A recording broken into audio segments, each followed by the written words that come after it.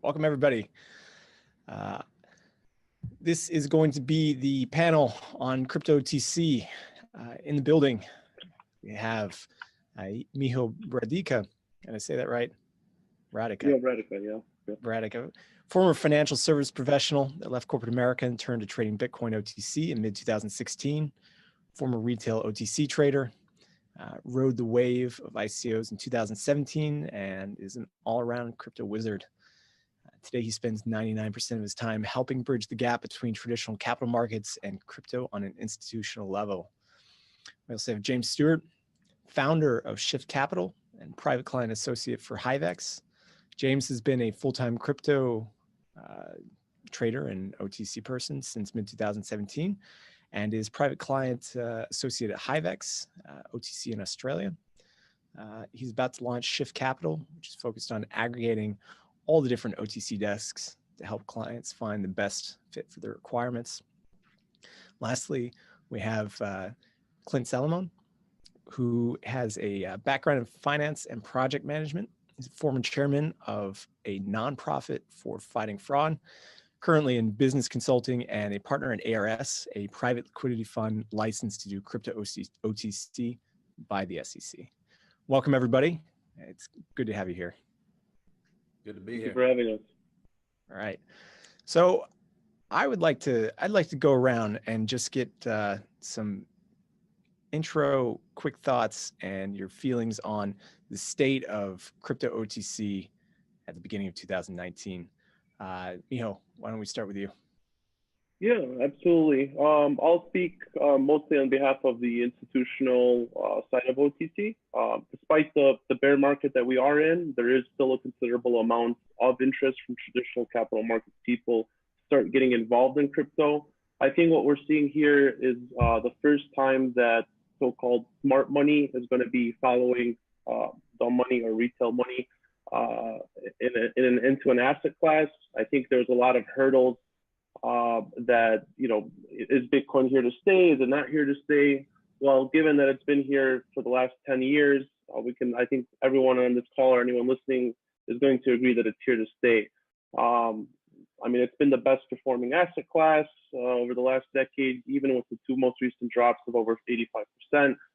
That alone says a lot. So I think the upside, obviously, like you guys were talking about earlier on the call, there's tremendous upside with very little downside. And from my point of view, bridging into the kind of traditional capital market side of the world and being involved and around all of these big trading firms and family offices, I have a unique insight to that in the sense that, what's being said in public and the bear market, like these bigger players aren't thinking about that. They're building infrastructure. We're building infrastructure to better serve those clients.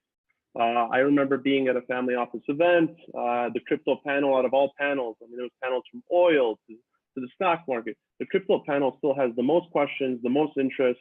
A CIO there mentioned that, that his clients had interest in diversifying into the asset class, but they really didn't have an on-ramp or an off-ramp to really get into it how they want to, the institutional size orders.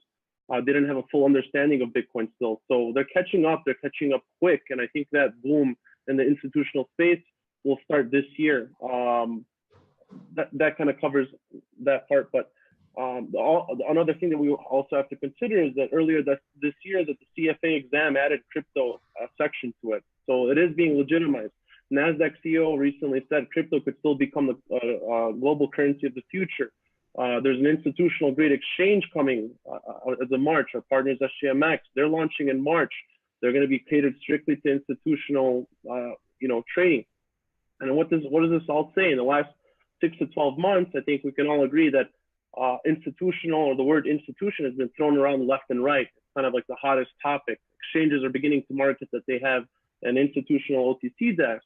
Everything all of a sudden is catering to them. So I think that we're definitely in line for a big boom in the institutional level as this space becomes more legitimized, as regulatory clarity sets in, and as it just becomes more mature as an asset class, an alternative asset class. James, you want to take it? Yes, I suppose I'm more on the So you're based out of Australia, so maybe you could give some thoughts on OTC and in your part of the world, and what state of it is in 2019. Well, it's definitely for me. I'm more on the retail end of the spectrum, and so I help, people that whales or people that have made a lot of money cashed out, and also people that want to get in. And it's definitely dried up a lot, like over the last 2 months, like end of last year, start of this year. It's got a lot quieter for OTC, which is, I think, from what I've heard across the board.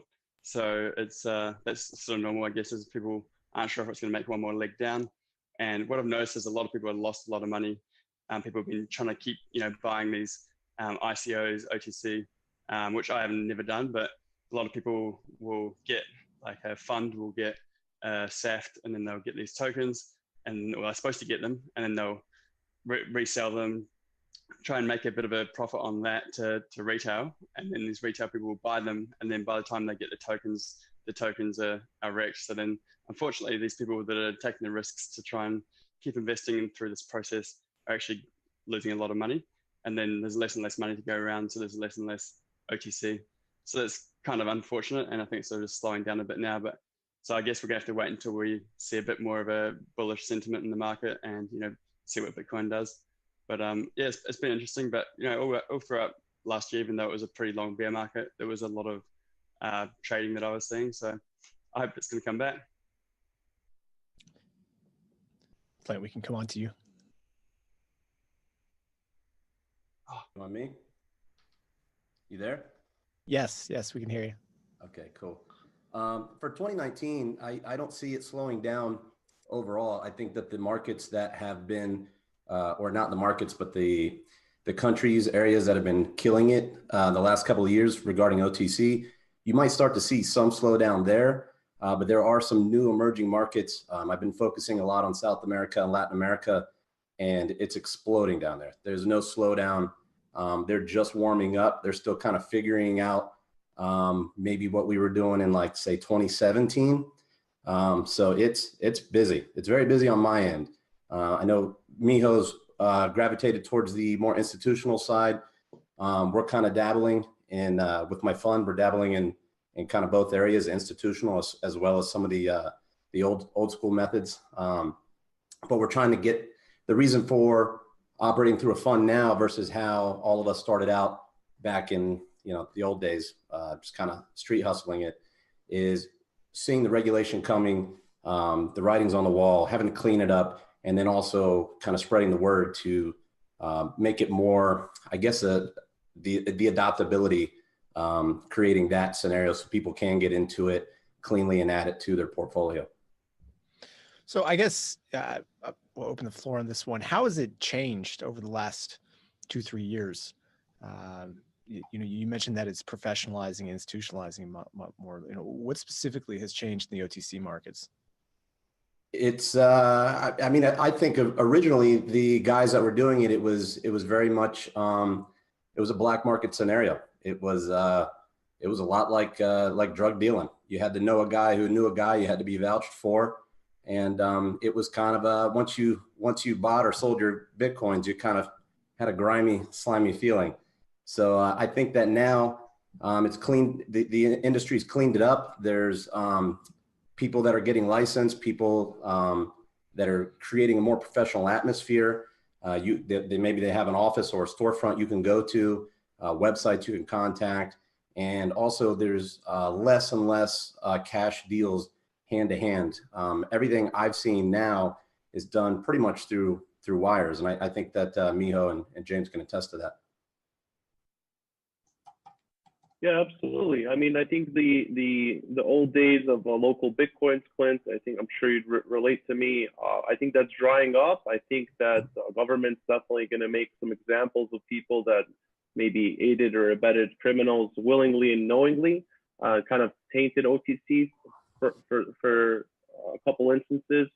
But the reality is, Clint is actually right on the dot that, the market's becoming more professional. It's becoming more mature. I can say that from the institutional side, a couple things. Again, there's a lack of institutional infrastructure there. There's a lack of some regulatory clarity. We know that the CFTC has deemed Bitcoin and Ethereum a spot commodity. So, that's the floodgates can be open for that. That's what we're focused on right now. But again, institutions going to what Clint's saying is that we're not going to engage in those black markets. We're not going to go and do these deals on WhatsApp and Telegram and WeChat. Everything on an institutional level needs to be logged. It needs to be compliant. There's certain regulations that we have to follow. If you're a registered broker dealer, those chats have to be documented for 5 years. So what you're going to start seeing is real, I don't want to bash the other exchanges, but you're going to start seeing exchanges becoming way more compliant with that if they want to allow the institutional players to dabble into the market with them. Again, institutions are not going to deal with the guy that knows a guy who knows a guy who's direct to a mandate in Nigeria with 500,000 Bitcoin at 10% discount. That's just noise. That's going to go away as this market becomes more professional, as more real brokers, real trading firms enter this space.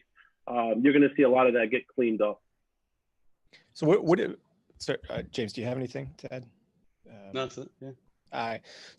What have been some of the biggest limiting factors for institutionals coming in and wanting to take part in the OTC markets? Absolutely. It's a great question, Sam. Thanks for asking. Long story short, the order books are really thin. A real institution can really hop on an exchange. I'm not going to give any names, so I almost said crack in there, but any exchange and almost control the books. They can run the price up. They can run it down if they wanted. Not saying that that's not happening now, but can you imagine what it would be if 5% of the real institutional order flow that's happening in the equity space enters into crypto, and how that would really make the markets roar or go down. We believe that a lot of the institutional over-the-counter market would be kind of in a closed ecosystem, again, OTC, and that will allow for better price entry, better price exiting, less market manipulation. But a lot of it has to do with slippage, and a lot of it has to do to barrier to entry. As of today, I think I know of 3 to 5 banks that are crypto friendly. So can you imagine if a bank like JP Morgan said, hey, we're open to crypto businesses, come do business with us? I mean, it would completely change the realm completely, in my opinion. Yeah, and there's a lot of people don't know that, as far as like what Mijo was just saying about the banks, could you imagine that scenario? There are banks behind the scenes that do deal. So when you hear a lot of the comments that, it's not, for people that aren't really following crypto, they think that it's dying. They think that the price of Bitcoin is going down. I get phone calls and text messages. Hey, what do you think? It's done, huh? They have no idea how big that the institutional organizations are building up behind the scenes. I don't want to name the banks because I don't want to blow them out because I have relationships with some of them, but they're very big names. These aren't obscure little credit unions or things you haven't heard of. These are very big banks that deal with wealth management, that behind the scenes, they talk to me and my peers, and they say, we know that this is what you do. We know that you deal. This is how you need to do it. If you want to have an account with us, you have to be transparent about this and that. So it's happening. It's out there. It's real. I strongly agree with you, Clint. And in Australia, obviously, we're pretty tight on the banking, and a few exchanges are losing their ability to even get a bank account. So, or they get the bank account shut down. So interestingly, Fred Chibester, the CEO of HiveEx, as well as Finder.com, which is a big website for comparing credit cards and mortgages here in Australia. It's going global. He ended up buying quite a major stake in a bank here in Western Australia called Goldfields, and now he's working with them to help them become crypto friendly, and he's helping companies and exchanges that are just purely crypto related companies get bank accounts, and that's been like really helpful. Even I can't mention who, but a few big names that you guys would know of get bank accounts in Australia. So banking is super critical for this, I think. Yeah. So I don't want to get too much into what the next panel is going to talk about, which is the Grin panel. But Grin has been getting a lot of hype recently for good reasons. But one of the things that it does is it has fully private transactions. There's no wallets. There's no addresses. How would you handle a OTC GRIN transaction from a OTC point of view? And how do you take into account the privacy features that are inherent in the protocol? I haven't been following the project, so it's on. Well, it's on you. we could substitute it for like Monero or one of the other privacy coins. I mean, that's a great. Go ahead. I'll run with it from my point of my professional opinion. We won't be engaging in anything that's privacy related, and if it is, it'll be fully documented. On an institutional level, there hasn't been much interest other than Bitcoin and Ethereum. Yeah. Maybe Ripple, but it's mostly Bitcoin right now. That's the hot topic.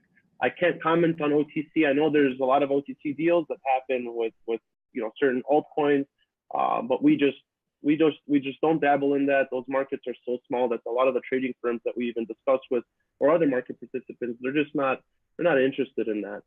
So I cannot give you a real answer for that one from my end. I'm sorry. For me, with more retail on my as my clients, there's definitely interest in it, but the general consensus that we found was that you should wait for a bit for the mining to produce enough coins, because if you've been tracking the price, it's come down a lot from what it was trading at. I think it was around $20 and then 10. Now it's down to 4. So it's not one of those ones you want to get in early to start trying to grab. Like, it's kind of the reverse to an ICO. And for us, obviously, we have to be fully regulated by AusTrack here in Australia, so we need to KYC AML every client that we look after. So even though it's a privacy coin, it won't be private. Not that we just submit that to the government, but if they ask us, then we do have to submit that, obviously. So that's, yeah. And GRIN is actually very, very unique when it comes to its structure. And Steve, who's going to be on the panel next, we're talking to him about how we could create essentially an atomic swap. So you could send Bitcoin or Ethereum or true USD, and then that would then send back the GRIN. But I think it's a bit complex, and for me, it's a little bit too scary to be playing around. I might wait for it to mature a bit more before being involved in OTC for GRIN. So what are some of the things that you guys are advocating for in the OTC markets over the next year, 2 years, and that you feel strongly need to come into place? I think more acceptance by the banks to allow us to do what we do for a living. If they've got a special set of rules, paperwork, that's fine. I'm good at paperwork. I'll do anything they want. But just to be able to operate without having to dip in and out of the shadows, or be less transparent about what exactly is going in and out of our accounts for what reasons. That's always been a game any kind of OTC traders had to play when you're moving large amounts of money. And sometimes they'll let you go for a while, and knowing what it is that you do, and they will still so all of a sudden just pop your account and you're down. So just coming up with we already know that they accept it, that they're in the game, that they're playing. If they would just figure it out and come to the table with it. Let's get it over with and rip the band-aids off. I agree with you, Clint. I think definitely banking is one of the issues. And I think, again, there's going to be a bank that I think a lot of the people in the space will be aware about. Keep an eye on it. San Juan Bank and Trust. It's also.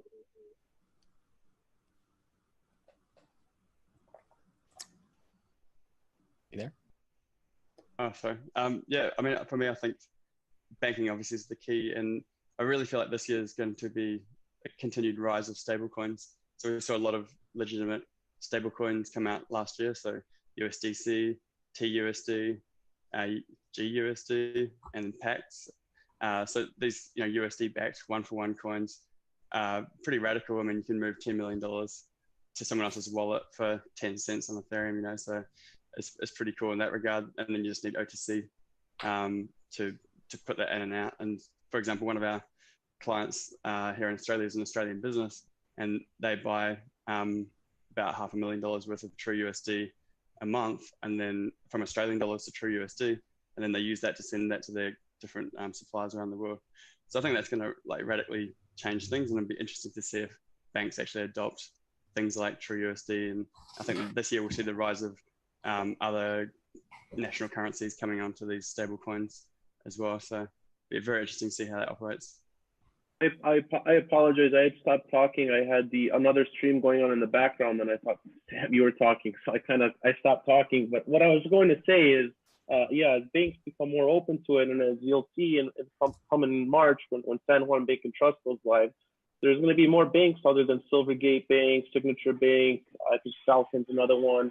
But there's going to be more banks that are going to be open to it, and that's going to drive more innovation, more companies, and more eyeballs into the space for sure, 110%. People aren't going to need to lie to their banks about what they're doing with their money anymore. There's obviously going to be some heavily KYC AML procedures that are going to be put into place. But I think also what's important is that we have some strong regulatory clarity on what's allowed. And not only that, not only on a national level, but on a global level, because in the institutional world, there's a lot of hurdles to jump through when you want to do these sizable trades with, countries like China or Hong Kong, and that all needs to be cleared up too. The problem is that technology moves much faster than regulatory bodies move, and in many cases, most governments don't have the funding to go after putting those proper regulations in place. They're more focused on catching the bad actors, the terrorism, the human trafficking, etc.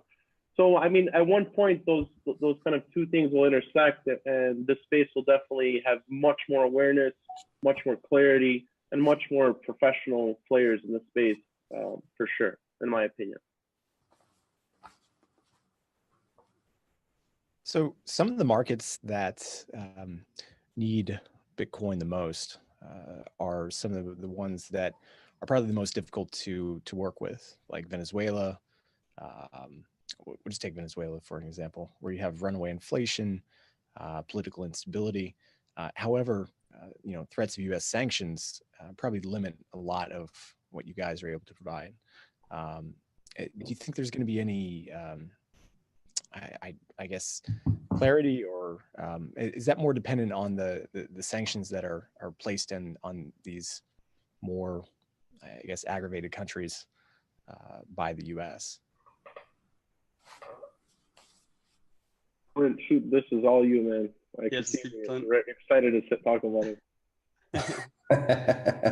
I guess Clint, you mentioned Latin America earlier, so let's just move it out to broader in Latin America. There's the jurisdictions down there are not as I guess not as held as well. Some of them may not be as held as high regard as European jurisdictions. So how do you as an OTC dealer interact with them and ensure that you're keeping abreast of all U.S. regulations and laws? We CYA ourselves. We collect KYC. We do everything that we're asked to do in the U.S. Now, how that gets translated down there is anybody's guess. I can tell you quite frankly that if I put Juan Valdez on some paperwork that he bought X amount of Bitcoin from South America, good luck finding him in the jungle down in freaking wherever the hell he is. So it's kind of that scenario. We do the paperwork to the best of our ability. Down there, they request KYC. I haven't seen them enforce it yet.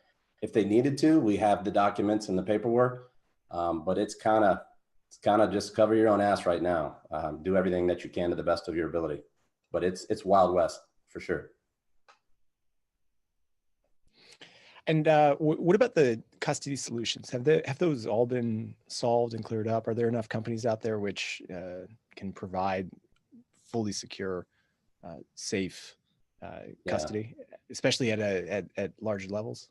There's more than enough. In fact, that's usually a battle on which organization you're going to use when a deal's going down. But there's more than enough. Yeah, I agree that there's bigger players out there. I mean, you have Fidelity, you have Zappo, BitGo, Kingdom Trust, Prime Trust, and more being added to the space. How those will trade and interact fungibly, that can be a whole different conversation. And again, I think San Juan Mercantile Exchange and that relationship with San Juan Bank and Trust are really, really going to change the game on how trading occurs from those bigger custodians. I can't give out too much details about that, but really keep an eye on that, because that's going to be a game changer. Well, you're going to be able to transact where, hey, if Clint has his fiat at one custody and I have my crypto at another custody, either he has to bring his fiat to me or I have to bring my crypto to him. What I will say is come March this year, that will change and it will all interact fungibly. That's all I'll say. There's a little sneak peek of what's to come. Sneak preview.